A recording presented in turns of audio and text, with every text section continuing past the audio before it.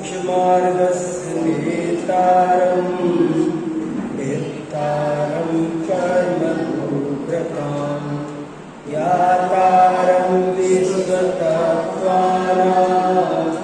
वन्दे तद्गुणत्रये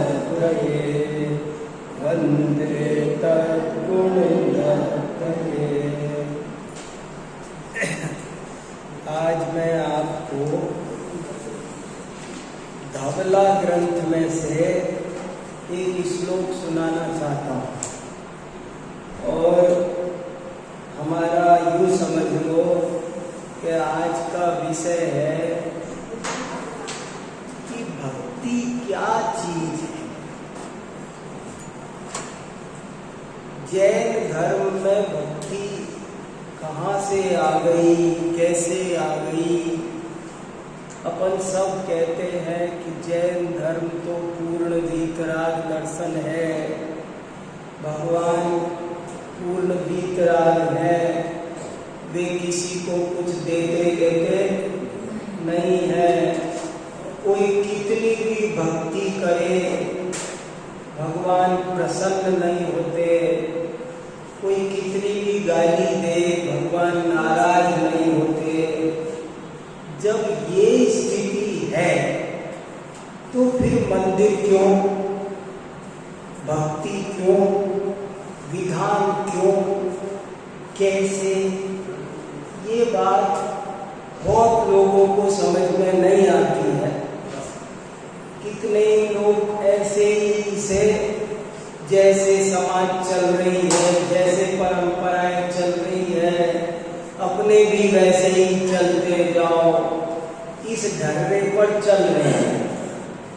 पर मैं आज आप सबसे कहना चाहता हूँ कि थोड़ा वैज्ञानिक की तरह ईमानदारी से इस विषय पर थोड़ा गहराई से विचार करो।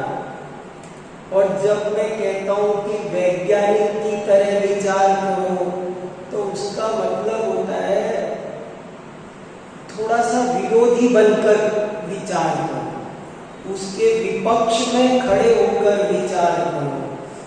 बिल्कुल हाँ में हाँ मिलाने वाली टोन में बात नहीं करो।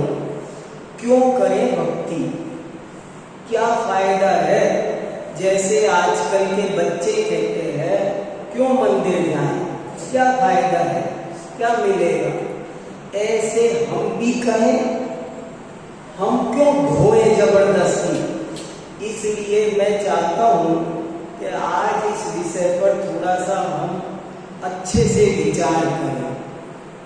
और हालांकि ये विषय थोड़ा लंबा चौड़ा है, मैं 2-4 घंटे बोलूं तब जाकर के पूरा क्लियर, क्योंकि भक्ति माने क्या ये भी सब समझना जरूरी है।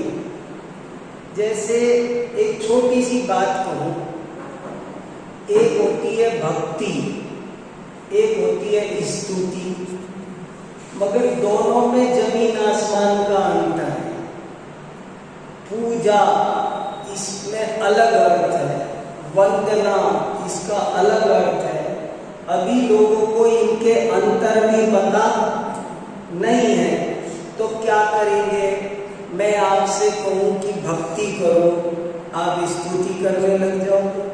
अब आज तो आपको हमको ये भी पता होना चाहिए कि इन शब्दों के सही सही मतलब क्या है। भक्ति किसे कहते हैं? भक्ति की परिभाषा दी है गुणेष्वनुरागो भक्ति। ये याद रहना चाहिए। अभी मेरा मन कर रहा था कि मैं आपसे पूछूं कि बताओ भक्ति किसे कहते हैं। तो भक्ति की परिभाषा हम सबको आनी चाहिए। भक्ति किसे कहते हैं? गुणेषु अनुरागो भक्ति। गुणों में अनुराग का भाव भक्ति कहलाता है। स्तुति किसे कहते हैं? उसकी क्या परिभाषा है? स्तुति गुणोत्कीर्ति। स्तुति किसे कहते हैं? गुणों को बोलना, ये स्तुति है। समझ में आया? कुछ फर्क समझ में आता जा रहा है? कुछ भक्ति हृदय में रहती है, स्तुति वाणी में रहती है, वंदना हाथों में रहती है, नमस्कृति नमन हाथ और सिर में रहता है। सब में अंतर है। पूजा किसे कहते हैं? यदि साथ में कोई द्रव्य भी आ जाए तो उसका नाम पूजा है। अगर साथ में माला हो तो उसका नाम जाप है। और उसी को कहीं किसी तीर्थ पर जाकर करो तो तीर्थ यात्रा है। और लंबी पूजा कर लो, कई पूजाओं का सेट हो तो उसका नाम विधान है। पर अब देखो, एक तो ये अंतर जानने वाले आपको हमारी समाज में, आप सर्वे करो कि कितने लोगों को ये अंतर पता है। फिर दूसरी बात, सबके मूल में भक्ति है। भक्ति नंबर 1 है। स्तुति, पूजा, विधान, जाप, जो कुछ वो सब 2, 3, 4, 5, 6, 7, 8, 10 नंबर पर है। भक्ति नहीं है तो स्तुति नहीं हो सकती। भक्ति का मतलब है हृदय में बहुमान, ओ वीतरागता। ये जो हृदय से आवाज आती है कि धन्य जिनेश्वर देव तुम नासे कर्म जुआट, ये जो हृदय में है, जिसमें होठ भी नहीं हिल रहे हैं, उसका नाम है भक्ति। भक्ति मौन है, भक्ति दिल में रहती है। और स्तुति वाणी, जब वो बहुमान वाणी में व्यक्त होने लग जाए, प्रकट होने लग जाए, तो उसका नाम हो जाता है स्तुति। देखो कितना फर्क है। अब कितने लोगों को मालूम, ये सब पता होना चाहिए। भक्ति, स्तुति, वंदन, हाथ भी जुड़ गए तो वंदन, नमन, नम माने झुकना, सिर भी झुक गया तो उसका नाम नमन। नमन पंचांग भी होता है, अष्टांग भी होता है, फिर और भेद है। तो मूल में क्या चाहिए? भक्ति। तो आज इसलिए हमारा टॉपिक हमने रखा भक्ति। क्या होती है भक्ति? इसको समझना चाहिए। भक्ति करने से पहले भक्ति को समझना चाहिए कि भक्ति क्या होती है, क्यों होती है। ये सब ज्ञान होना बहुत जरूरी है। और वैसे तो इसमें भी चार चीज बताई है। एक होती है, जैसे मान लो स्तुति पर हर चीज में 4 घटेंगे। पूजा पर भी, स्तुति पर भी, भक्ति वंदना। मान लो जैसे स्तुति, तो स्तुति पर स्तुति क्या, स्तुत्य क्या, स्तोता क्या और स्तुति का फल क्या।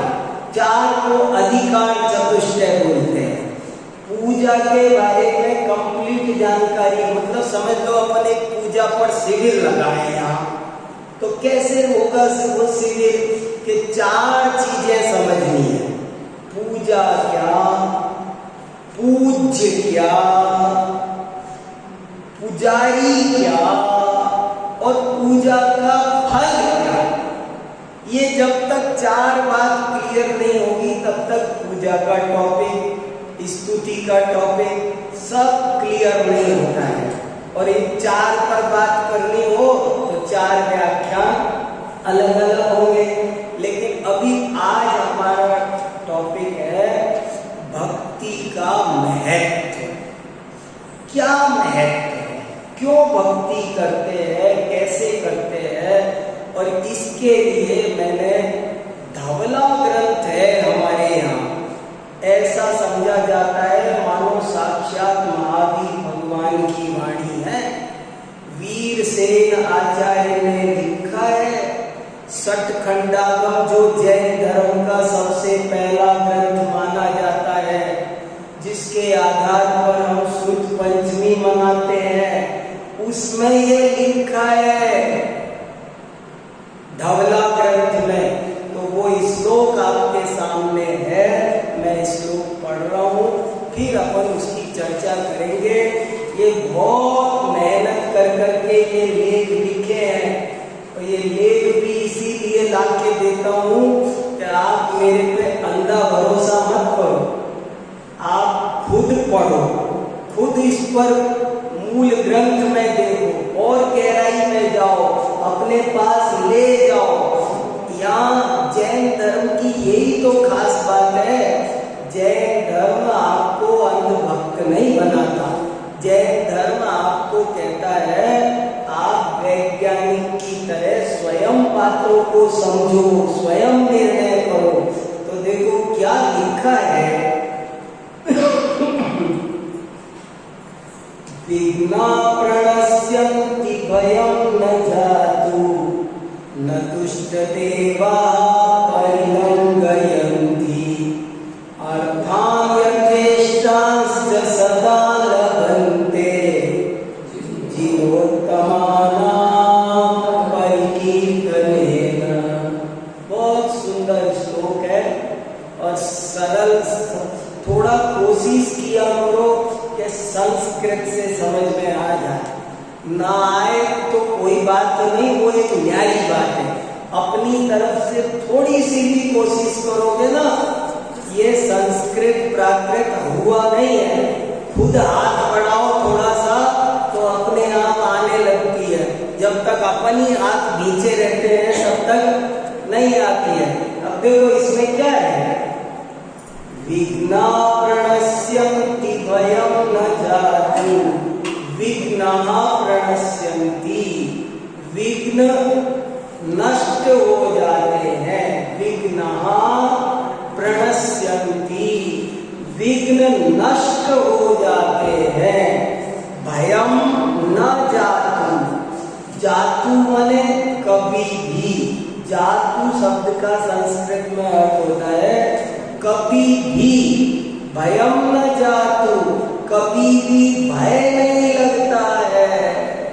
न दुष्ट देवा परिलंघयन्ति, और दुष्ट देव उस व्यक्ति को कभी भी सताते, परेशान, उसके ऊपर आक्रमण करते नहीं है। परिलंघन माने हमला, उस पर हमला नहीं करते हैं।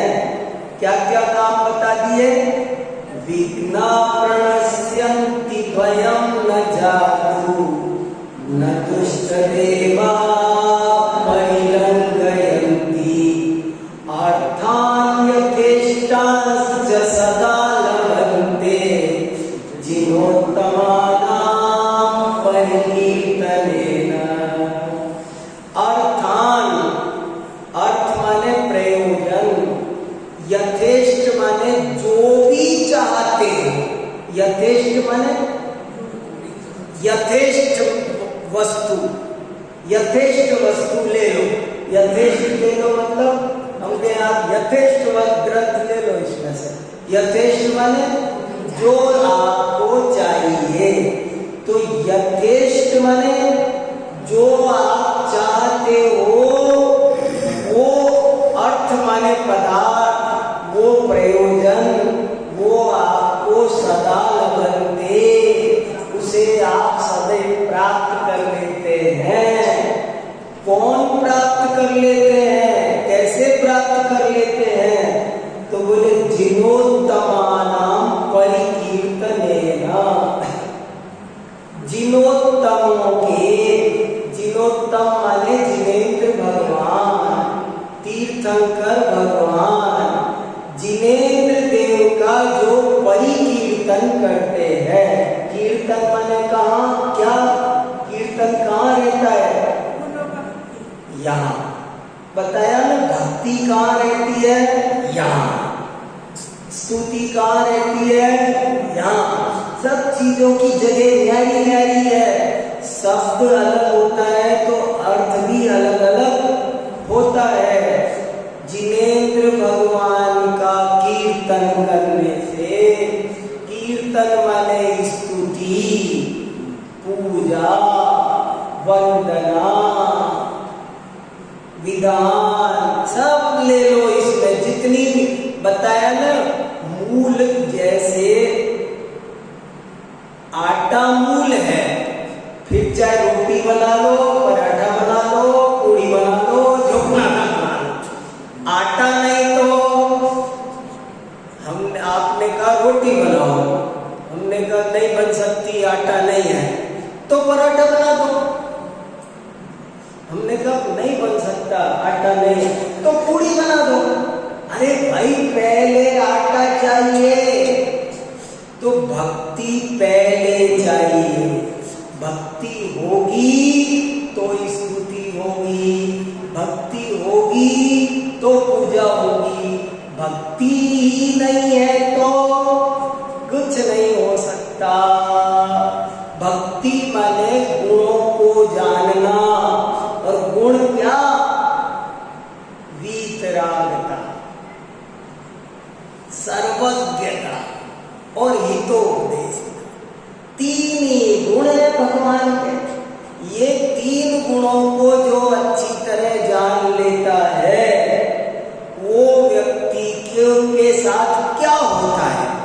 जो भगवान के तीन गुणों को जान लेता है, समझ लेता है, इनके प्रति जिसके हृदय में बहुमान आ जाता है, और जो इन गुणों की दिन रात परिकीर्तन और कीर्तन में क्या फर्क है?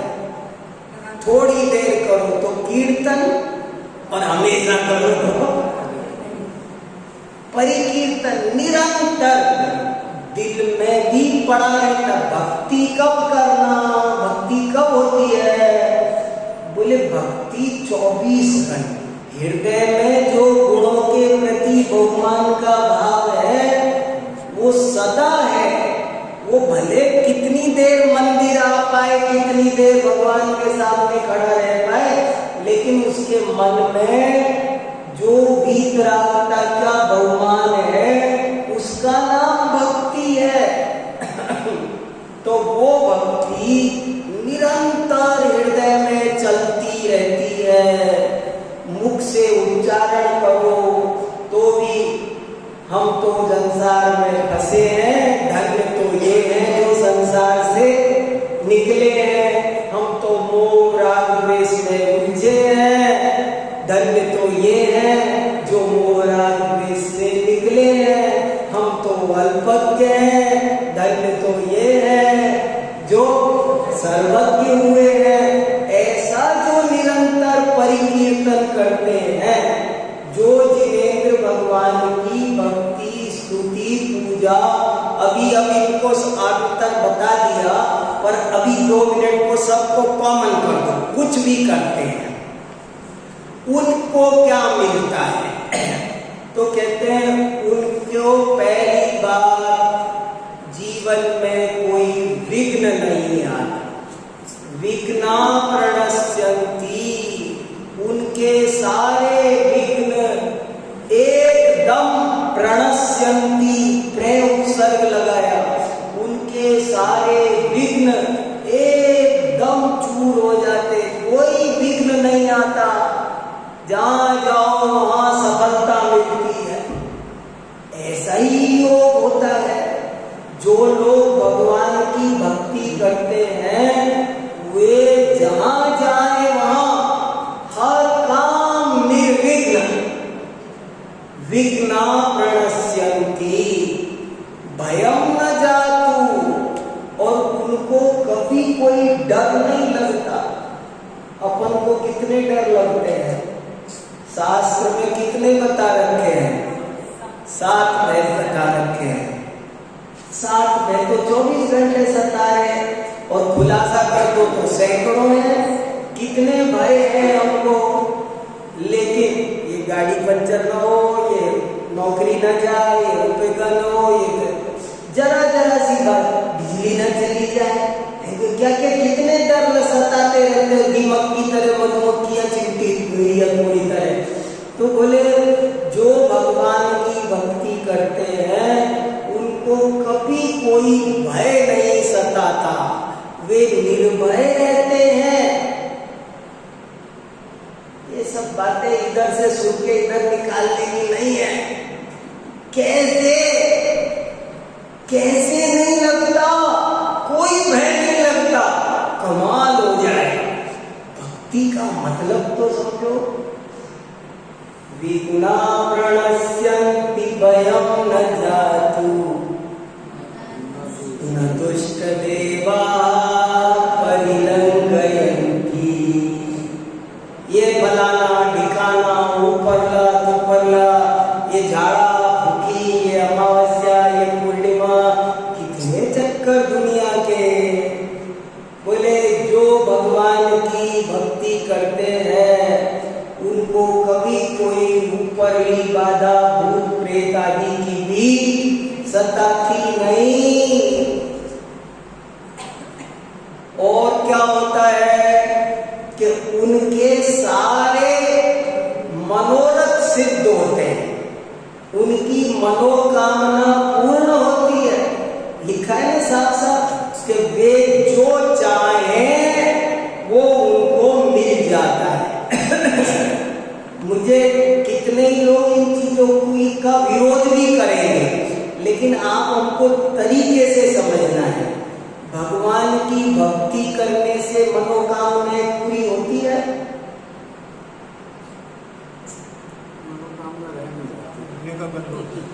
सोचने मैं वही कह रहा हूं, ये क्या कहना। देखो अपने शास्त्र में एक बात आती है कि जो कहा जा रहा है उसे समझ जाए तो कमाल है।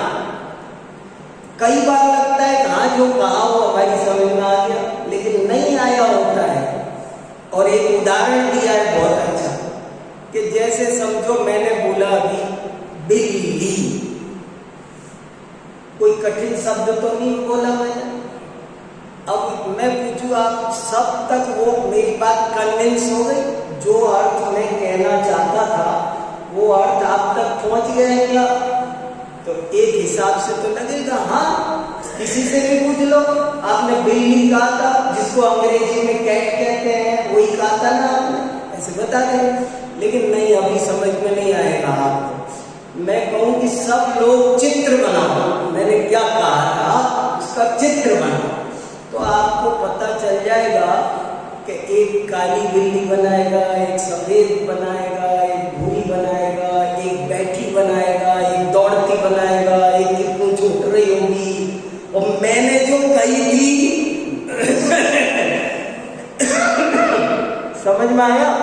मैंने जैसी बिल्ली मेरे दिमाग में थी वो वाली बिल्ली आप तक पहुंची कि नहीं, वो जरा मुश्किल काम है।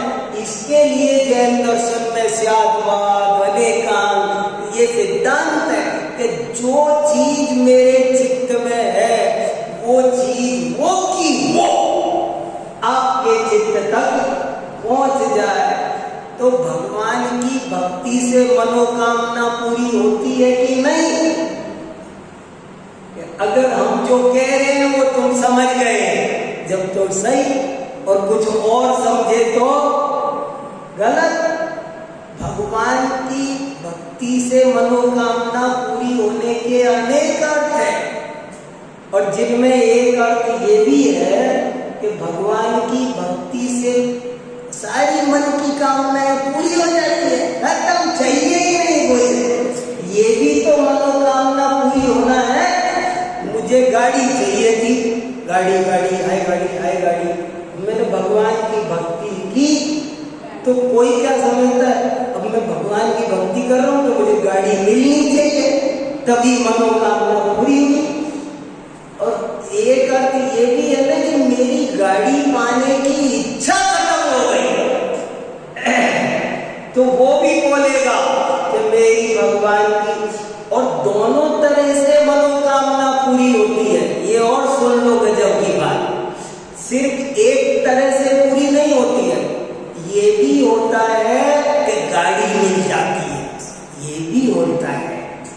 गाड़ी भी मिलती है, आप ये मत समझना हमको फोकट में ही बिठा रखा है यहाँ। गाड़ी भी मिलती है और गाड़ी मिलने की इच्छा भी खत्म हो जाती है, और गाड़ी क्या, गाड़ी से बड़ी चीज भी मिलती है। हम क्या मांग पाएंगे?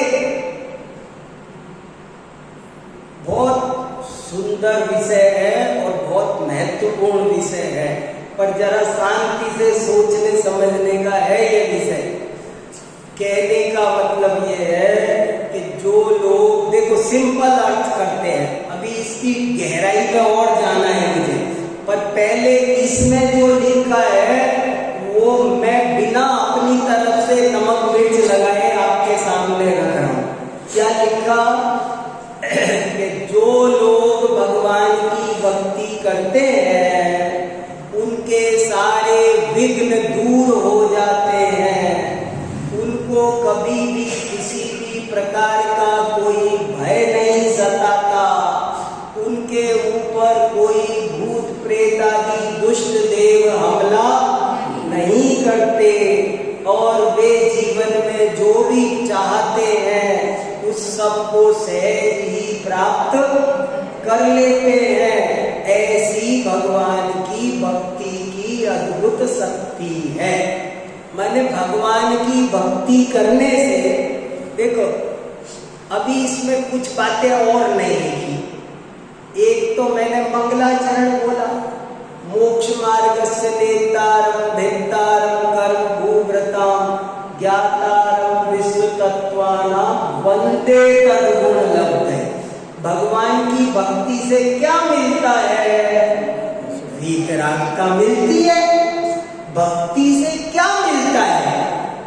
कोई इस श्लोक को सुन करके कहे क्या बता रहे हो ये?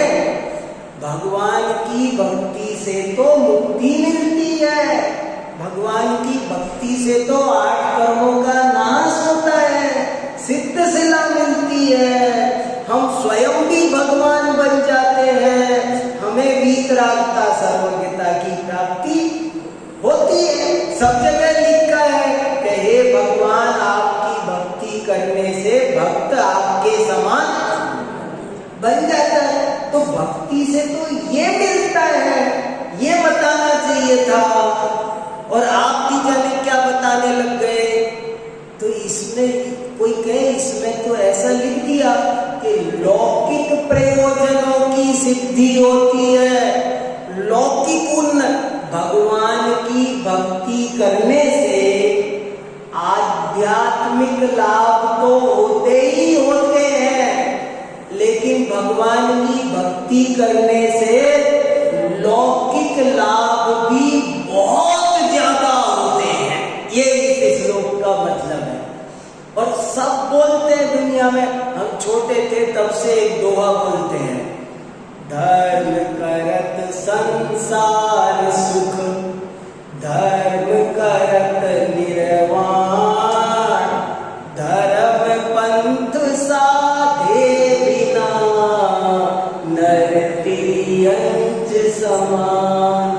तो साफ साफ लिखा है ना, धर्म करत संसार सुख, धर्म करने से सांसारिक सुखों की प्राप्ति भी होती है।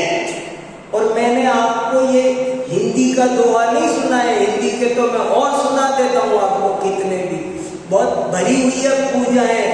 जैसे 24 तीर्थंकर भगवान की पूजा में लिखा, भुक्ति मुक्ति दाता 24 जिनराजवर। क्या लिखा? समझ में आया? मीनिंग समझ में आया? एक बहुत से लोग तो शुद्ध बोलते भी नहीं पूजाओं में, ये और एक मुश्किल है। पूजाओं को पढ़ने वाले बहुत लोग बहुत जगह अशुद्धियां बोलते हैं। किसी दिन मैं ठीक कराऊंगा तब पता चलेगी कितनी अशुद्धियां निकलती है। ये क्या है? कोई बोल देगा भक्ति मुक्ति दाता, अरे नहीं, भुक्ति मुक्ति दाता। भुक्ति माने भोग, सांसारिक भोग, और मुक्ति 24 तीर्थंकर भगवान भुक्ति के भी दाता है। और मुक्ति के भी दाता है। अब देखो दोनों पक्ष आपके सामने है। कोई तो बोलेगा कि भुक्ति भुक्ति देते हैं और कोई बोलेगा मुक्ति मुक्ति देते हैं। और वस्तु स्थिति क्या है कि भगवान की भक्ति से दोनों प्रकार के लाभ होते हैं, ऑटोमेटिकली होते हैं। और प्रमाण तो और जितने संस्कृत प्राकृत का ये एक थोड़ा श्लोक सुनाया है, पर मैं ऐसे कई सुना सकता हूं। एक और यहाँ मैंने लिख रखा है, ओंकारं बिंदु संयुक्तम नित्यं ध्यायन्ति योगिनः कामदं मोक्षदं देवं ओंकाराय नमो नमः। क्या मीनिंग है इसका कि जो भगवान है, ओंकार माने पंच परमेष्टि, पंच परमेष्टि की भक्ति, और उससे क्या मिलता है? कामदम मोक्षदम। ये क्यों लिखा कामदम मोक्षदम, क्यों लिखा? कामदम माने सांसारिक लाभ और मोक्षदम माने अलौकिक लाभ। लौकिक फायदे मंदिर आने से, भक्ति पूजा करने से, सारी धर्म क्रियाएं लगा लो, उनसे लौकिक लाभ होता है कि आध्यात्मिक लाभ होता है? होता है। लौकिक लाभ होता है कि नहीं, इस बारे में जैन धर्म के अनुसार समझने में बहुत लोगों के जरा सी भूल है। होता है कि नहीं होता है? होता है। नहीं होता है सो बात नहीं है। लेकिन अब इसमें एक बारीक सूक्ष्म न्याय है। भगवान देते हैं, अब हो गई गड़बड़। समझ में आया? भगवान की भक्ति करने से लौकिक लाभ भी अच्छे होते हैं। तो कैसे होते हैं? भगवान करते हैं, अब गड़बड़ हो गई। मना क्यों किया जाता है? जब कोई कहता है कि जैसे औरों के भगवान भक्तों को देते हैं, उनका ध्यान रखते हैं, उनकी कृपा करते हैं, ऐसे जैनों के भगवान, हम पारसनाथ भगवान का विधान किया तो पारसनाथ भगवान ने खुश होकर के हमारे सारे दुख दूर कर दिए। ऐसा हुआ क्या कि कभी भी त्रिकाल में नहीं हो सकता है ऐसा। वे कभी नहीं करने वाले हैं, तो फिर नहीं होता? होता तो है। देखो होता है, पर भगवान करते नहीं। लोग इस बैलेंस को नहीं बना पा रहे हैं। या तो कहते भगवान करते, उन्हीं के मत्थे मत देते हैं। महावीर जी वाले तो बच्चा देते हैं, अरे वो खुद ब्रह्मचारी है। वो चंदा प्रभु जी तिजारा वाले, चंदा प्रभु भी और कई वाले ही चलेंगे। ऐसा ऐसा तमाशा जैन धर्म में मचा रखा है लोगों ने कि कुछ पूछो मत।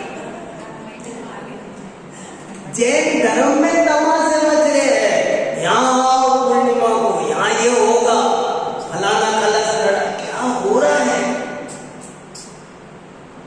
मतलब क्या कैसी अज्ञानता कितनी छा गई है।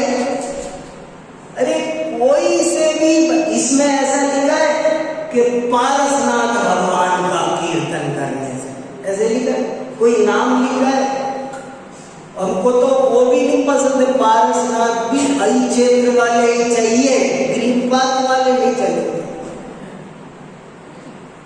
क्या मुश्किल है? और जाने कहाँ के, वो रोड जाने कहाँ का।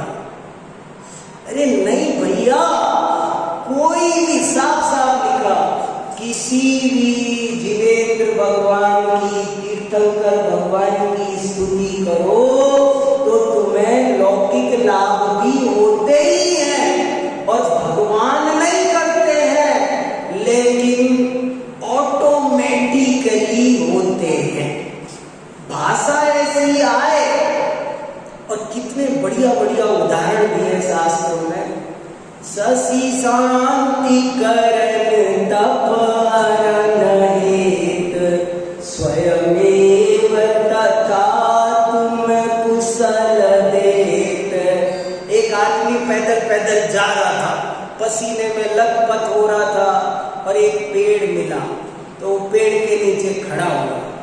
तो उसको आराम मिलेगा कि नहीं, शांति मिलेगी, थकान?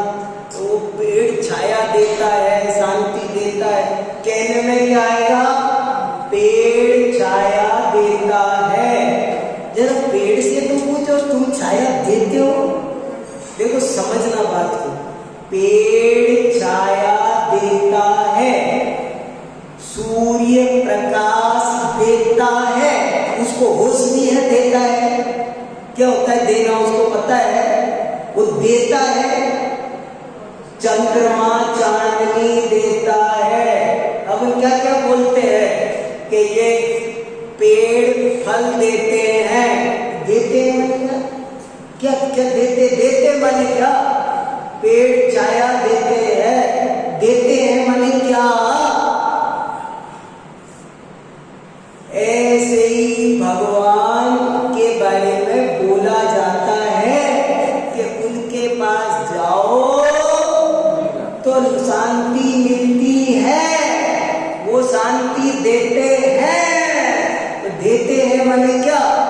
उनको तो मैं ये नहीं कहना चाहता कि उनको पता ही नहीं है, क्योंकि वो तो सर्वज्ञ है, पता तो है ना उनको, लेकिन बात तो कुछ ऐसी ही है। उनको तो कोई आपसे जरा सा भी कोई उनकी भक्ति करे तो उसे शांति मिलती है। कोई उन्हें गाली दे, कोई उनकी निंदा करे तो उसे अशांति मिलती है। लेकिन वो तो बिल्कुल निर्लिप्त है, वो ना किसी का भला करते हैं, ना किसी का बुरा करते हैं, पर ऐसा होता है। अब ये क्या, ये बड़ा अजीब गणित हो गया। वे करते नहीं है, फिर होता है, तो कैसे होता है? बस इसमें शास्त्रों में सैकड़ों पेज भरे हैं कि कैसे होता है। होने के हजारों तरीके हैं। तो होता है, और इसमें बात आई कि अच्छा होता है तो हमें दुकान बढ़िया चलानी है, तो मंदिर जाया करें, भगवान दुकान बढ़िया चलेगी। तो बोले हाँ चलेगी तो सही, मगर तुम दुकान चलवाने के लिए मंदिर जाओगे ना तो नहीं चलेगी। अरे समझ में? अभी और एक गजब की बात है, सब मिलता है मगर किसको? जो ये नहीं चाहता है उसको। भगवान की भक्ति करने से धन भी मिलता है, तो धन के लिए जाए, नहीं तुम धन के लिए जाओगे तो नहीं मिलेगा। अरे ये कैसा गजब का काम है ये। और बहुत उदाहरण दिए कि देखो जैसे कोई व्यक्ति चावल पैदा करे खेत में मेरे पास में 10 बीघा खेत है और 10 बीघा खेत में मैं चावल पैदा कर रहा हूं, तो घास होगा कि नहीं? होगा, जरूर होगा। और जितना बढ़िया अनाज पैदा करोगे, बाजरा पैदा करोगे तो वैसा होगा, गेहूं पैदा करोगे तो और अच्छा होगा, चावल पैदा करोगे तो और अच्छा। घास की भी क्वालिटी बढ़िया होती जाएगी, लेकिन तुम अगर घास के लिए खेती करोगे तो कोई का मुझे चावल नहीं चाहिए, मुझे चावल नहीं चाहिए, मुझे तो 10 बीघा मेरी जमीन है, मुझे तो सिर्फ घास चाहिए। घास के लिए करेगा खाली तो चावल तो मिलेगा ही नहीं बेटा, घास भी नहीं मिलेगा। तो कोई क्या मैं सिर्फ लौकिक प्रयोग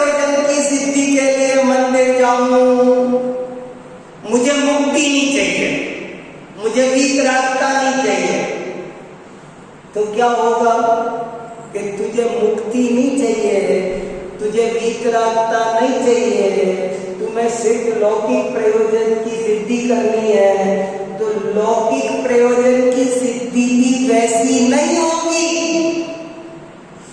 ये जो वो चाहते हैं, जो जीव मुक्ति चाहते हैं, वीतरागता चाहते हैं, धन दौलत नहीं चाहते हैं, उनको वीतरागता भी मिलती है और बाई प्रोडक्ट के रूप में। चक्रवर्ती कौन बनता है, तीर्थंकर कौन बनता है? जो तीर्थंकर बनना चाहता है वो तीर्थंकर नहीं बनता, जो चक्रवर्ती बनना चाहता है वो चक्रवर्ती नहीं बनता, जो सिद्ध बनना चाहता है वो चक्रवर्ती बनता है। बहुत गजब का है। बोले अगर तू लौकिक प्रयोजनों को चाहेगा तो उल्टा पाप हो गया। देखो जरा समझना भाई, मुझे तो मैं मंदिर आया क्यों कि वो अभय जी के पैसा हो गया, बहुत कुछ नहीं था, ये मंदिर जाने लगे जब से बहुत पैसा हो गया, मुझे भी पैसा, तो मैं पैसे के लिए मंदिर आ गया। तो अब मामला गड़बड़ हो गया। अब तो मैं जैसे दुकान पर मन जाता हूं, मैं दुकान क्यों जाता हूं? पैसे के लिए। और किसी ने कह दिया कि तू मंदिर जाया कर तो पैसा मिलेगा, तो मैं मंदिर आ रहा हूं, तो मेरा मंदिर आना भी दुकान आना जैसा ही है, तो मेरी दुकान है। कहां भक्ति कहां रही? भक्ति वो होती है जो निष्काम होती है, जिसे कुछ नहीं चाहिए। बड़ी गजब की बात है। अब मनोकामना पूरी होने का मतलब समझ में आया? मनोकामना लेके बैठे तो भक्ति नहीं बचती है। इसलिए क्या श्लोक लिखा वीरसेन स्वामी ने, विघ्ना प्रणश्यन्ति वयं न जातु, न दुष्टदेवा परिलंघयन्ति, अर्थान्यथेष्टांश्च सदा लभन्ते, जिनोत्तमानां परिकीर्तनेन। भगवान की भक्ति करने से सहज ही लौकिक कार्यों की सिद्धि भी होती है, मगर सच्चा भक्त लौकिक कार्यों के लिए भगवान की भक्ति करता नहीं है। अगर करे तो उसकी भक्ति गड़बड़ हो गई है, उसकी भक्ति दूषित हो गई, उसकी भक्ति नहीं बची, उसकी तो उसका तो व्यापार हो गया। वो तो फिर बिजनेस में, दुकान पर बिजनेस कर रहा था, यहाँ करने लगा। इसलिए ये एक बड़ा रहस्यपूर्ण सिद्धांत है कि भगवान की भक्ति कैसे की जाती है। क्यों? शुरू में बच्चों को प्रलोभन दिया जाता है। जैसे बड़े महाराज जी एक दोहा बहुत सुनाते थे, मुझे बहुत याद आता है, बहुत अच्छा लगता है। धर्म बड़े तो धन बड़े, धन बड़े मन बढ़ जाए, मन बढ़ते सब बढ़त है, बढ़त बढ़त बढ़ जाए। और फिर इसका उल्टा है, धर्म घटे तो धन घटे, धन घट मन घट जाए, मन घटते सब घटत है, घटत घटत घट जाए। ऐसा ही कोई संबंध है। मैंने बहुत लोगों को देखा है, धर्म के रास्ते पर आए तो उनकी धार्मिक क्षेत्र में तो प्रगति हुई, उनकी लौकिक क्षेत्र में भी अपने आप ऑटोमेटिकली प्रगति हो गई।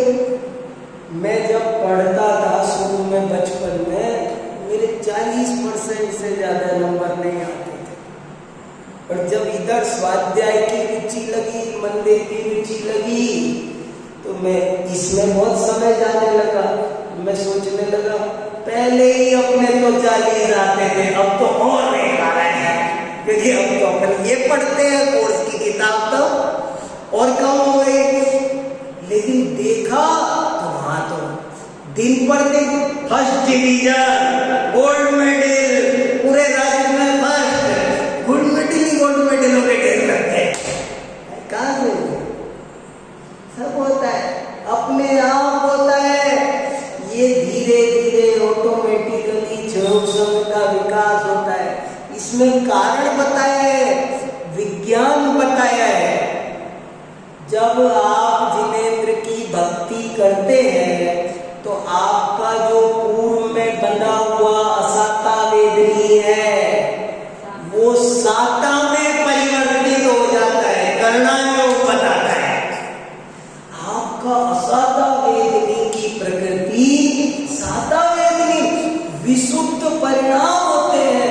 विशुद्ध परिणामों से अपरंपार पुण्य बनता है। और चाहिए नहीं, विष्णु कुमार मुनि को रिद्धि प्रकट हो गई और विष्णु कुमार मुनि को पता ही वो रिद्धि के लिए ये 64 रिद्धियां किनको मिलती है? जो रिद्धि के लिए तब 64 रिद्धियों का पढ़ करके सोचो, अपन भी करते हैं, हो गई। जो 64 रिद्धियां चाहते हैं उनको 64 रिद्धियां नहीं मिलती।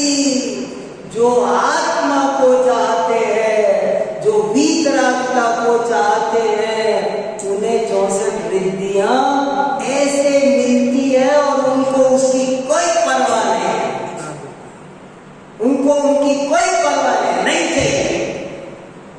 वादिराज मुनि महाराज के कोड़ हो गया तो एक दिन सौधर्मेंद्र की सभा में चर्चा चली कि इस समय भरत क्षेत्र की पृथ्वी पर एक ऐसे तपस्वी मुनिराज विचरण करते हैं कि उनके शरीर में कोड़ हो गया है भयंकर, मगर उन्हें उस कोड़ की कोई परवाह नहीं है।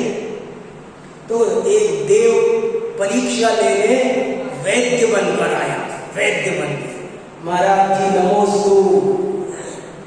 महाराज जी मैं दुनिया का सबसे बड़ा वैद्य हूँ और मेरे रहते हुए आपके शरीर में इतना कोड़, ये ठीक बात नहीं। तो आप बस मुझे परमिशन दो, अभी ठीक करता हूँ। तो वादिराज मुनिराज बोले, वैद्यराज इस शरीर के कोड़ की क्या बात करते हो? आत्मा में जो राग द्वेष का कोड़ हो रहा है उसे मिटाने की कोई दवा जानते हो तो बोलो।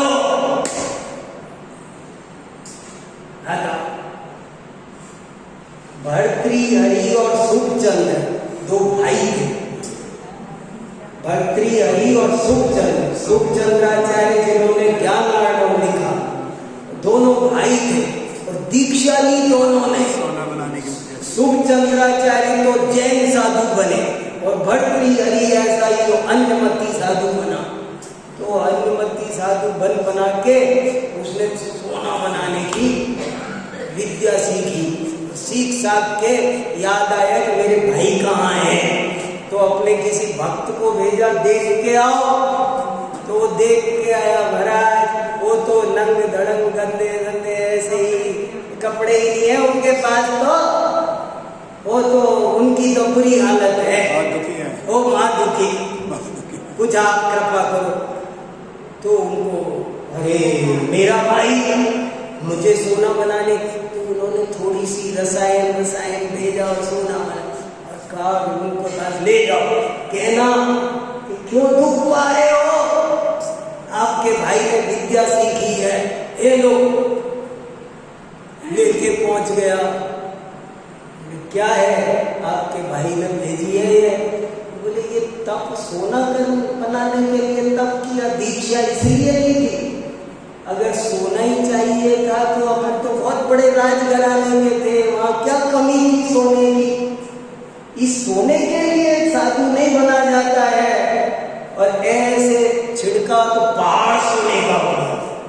सुखचंद्राचार्य ने पसीना ऐसे किया, पहाड़ बोले कितना सोना चाहिए।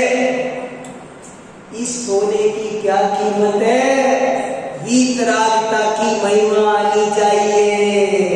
असली सोना तो हमको सबकी महिमा आती है। लिखा समंत भद्राचार्य ने आत्मीमांसा में कि भगवान ये समोसरण की भी मेरी नजर में कोई कीमत नहीं है। देवता आते हैं, 6 ऋतु के फल फूल आते हैं, इनकी मेरे दिमाग में कोई कीमत नहीं। आप सही आकाश में अधर्गमन करते हो, इसकी मेरे दिमाग में कोई कीमत नहीं है। मेरी दिमाग में कीमत है कि आप वीतराग हो, आपने राग द्वेष छोड़ दिया। गजब की बात है। गजब की बात ये है कि आपने राग द्वेष छोड़ दिया। ऐसी हमको वीतरागता की महिमा आती है क्या? और जिन्हें ऐसी वीतरागता की महिमा आती है, उनको ये दुनिया की लक्ष्मी, दुनिया का वैभव उनके पीछे पीछे भागता है और उनको वो नहीं। जब तक आपको ये दुनिया का वैभव चाहिए, तब तक ये मिलता नहीं है, तरसाता है।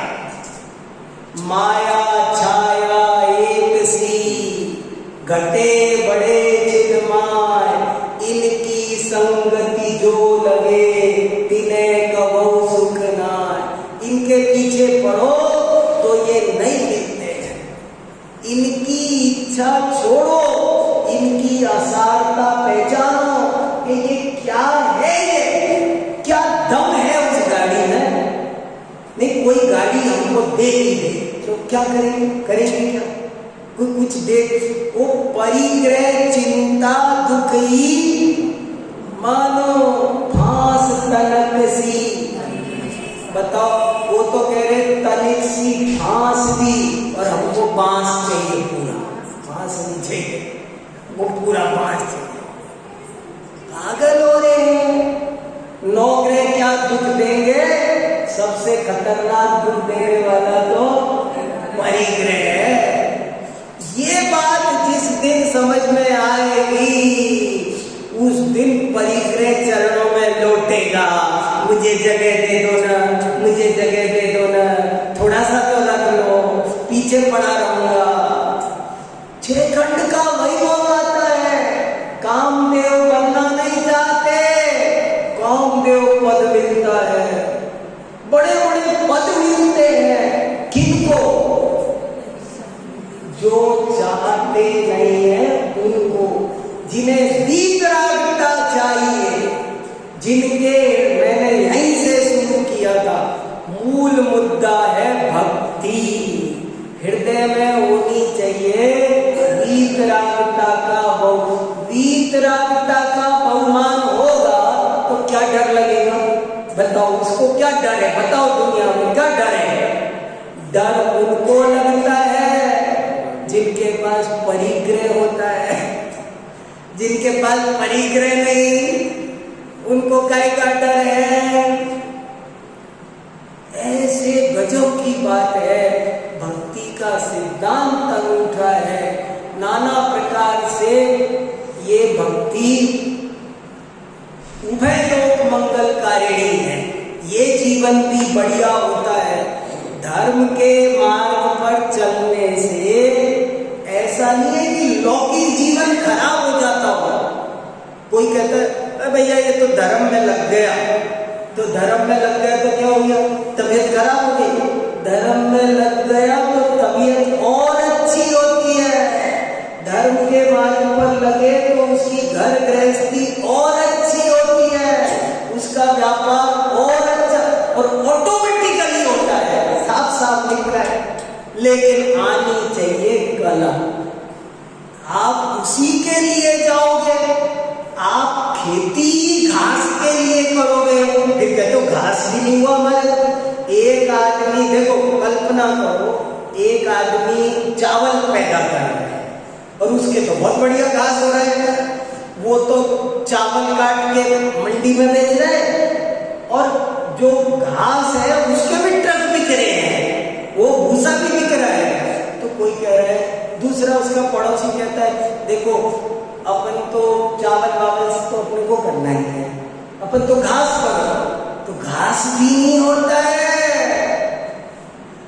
तो जो लोग लौकिक वैभवों को चाहते हैं उन्हें लौकिक वैभव भी नहीं मिलते, लेकिन जो भगवान की वीतरागता चाहते हैं, सर्वज्ञता चाहते हैं, तीन लोक का कोई जड़ वैभव नहीं चाहते, उनके लिए जड़ वैभव भी अनायास ही जब तक संसार में रहता है तब तक देवेंद्र चक्र महिमान ममेयमानम, रत्नकरण श्रावकाचार्य में लिखा है कि दुनिया के सबसे बड़े लोग यही होते हैं।